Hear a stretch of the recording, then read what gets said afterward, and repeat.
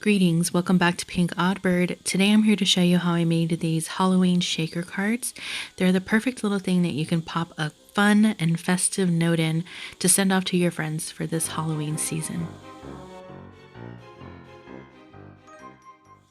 The first thing that you want to do to get started is pick out a piece of paper that will serve as the base of your greeting card.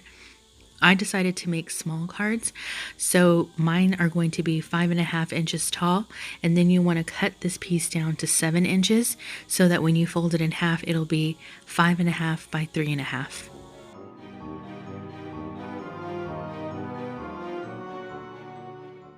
Since we are making greeting cards, I do recommend using your scoreboard if you have one. This is going to give you a nice crisp fold when you fold this in half that will avoid any creases in your paper.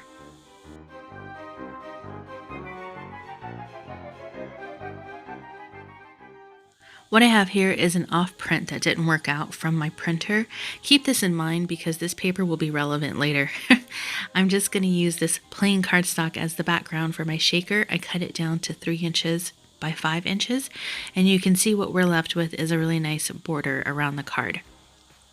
Next I have this plastic stuff, and this is just from something that I had purchased. If you pretty much buy anything that's got this plastic, which I'm pretty sure we might all have, this is a really great way to upcycle it so that you don't have to go buy any plastic casings or anything like that. You can totally use this plastic for what we're about to do.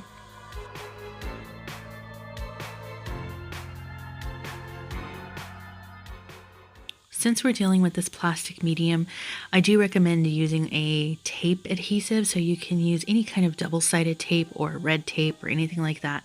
And here on this piece, I did have a different idea in retrospect, but what I did was I just put tape around 3 sides, and I used this little tuck piece that's already seamed together as the 4th side. So in my mind, I didn't need to put tape there because it was already going to be encased.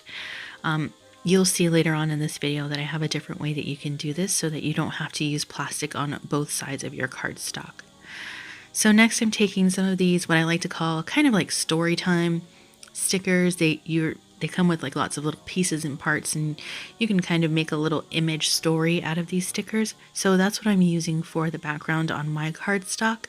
You can do a number of things on yours. You can use stickers, die cuts, decoupage, anything like that that you might want to get used out of your Halloween stash. What you're looking at here is me realizing that I didn't need to use plastic on both sides of the cardstock, but that's okay. So when you're doing this part, you just want to be careful with the plastic and the tape, because once it kind of sticks, it's down and you don't really have too many second chances. And you'll notice that I did leave the backing on the adhesive at the top, so I have now a nice little pouch.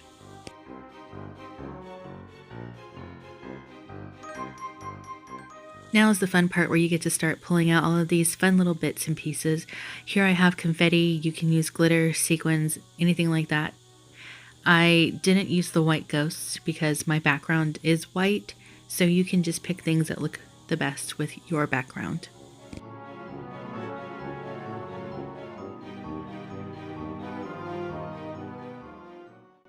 Now, think back to a few moments ago when I told you to remember this piece of white cardstock. It came from one of the craft stores, and this cardstock has a really interesting texture to it. It doesn't really feel smooth. It has almost kind of like a leathery, or not sticky, but rubbery almost kind of feel to it. And it dawned on me when I was actually editing this video that the reason why it was an off print in my printer is because it didn't glide through my printer. The weight is proper for my printer, but the texture of this paper wouldn't run through it. And so I realized that these pieces that I put in are not shaking as much as they should because of this cardstock. So if you're doing this project, just make sure that you use a piece of cardstock that is smooth, and your shaker pieces will move. I've made shakers like this before in the past, and they worked perfectly fine. So of course the last step to do here is take off that last adhesive backing, seal your shaker, and then cut off the excess. So The next thing that you want to do is pick out another piece of paper, and in your paper pads you usually have one of these sheets or two of these sheets that have these kind of like strips on them, and this is perfect for what we need to do next because we want to create a border around this little image. So when you find a piece that you like, go ahead and cut that out. And in fact, if you're making the same size card as I am, you're going to need two pieces, so cut two strips out. I didn't realize that until later.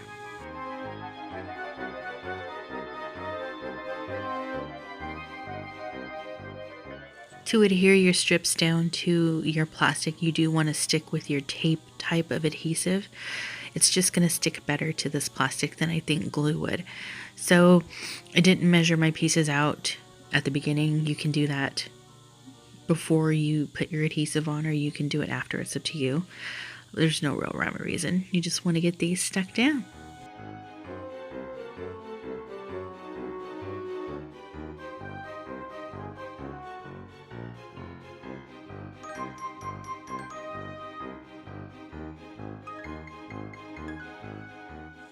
If you all are enjoying the most unshook shaker card tutorial of all time, please give this video a thumbs up.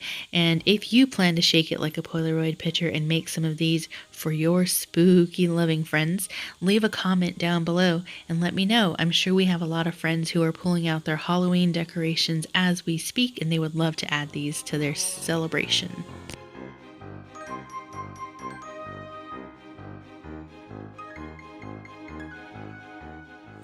Now that I've got the border pieces on, I decided I wanted to add a little something extra here. So this is the part where you can take your own creative liberties. I decided to go with a few buttons. You'll see me messing around with 4 buttons, and then ultimately I decide on 3 because I have a different idea in mind.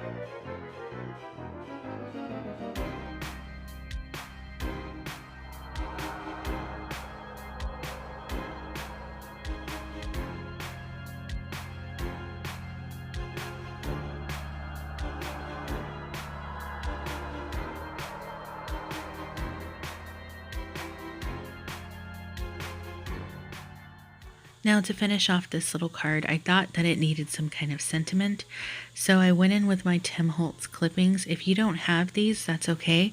You can also just cut out a creepy word or two out of a book that you might have and glue those here onto your plastic. Well, you'll probably have to tape them on. And then that's really it for how much I'm going to do to the shaker part of it. So the next step is just getting this adhered down, and because I did plastic on the back of this, I do have to use my tape, but like I said, here at the end of the video I'll show you that you don't have to do plastic on the back and a different way to adhere this down to your card.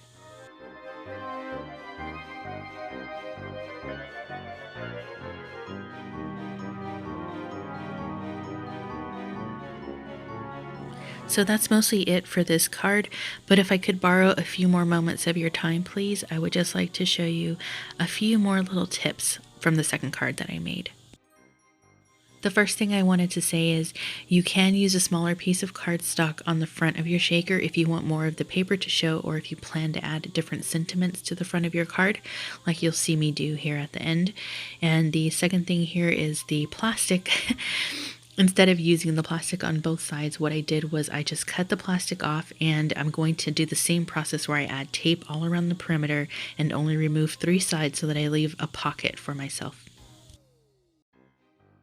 The third thing that I wanted to mention is you can elevate your shaker from your card by using foam stickers. I don't have any regular foam stickers, but what I do have is an abundance of decorative foam stickers. So I'm just cutting these down into various little strips and sticking the sticky side down onto the back of the shaker. And then once I get all of my pieces spread out, I'm going to go in with a little bit of Fabri-Tac so that I could get this piece of the card adhere to the base of the card.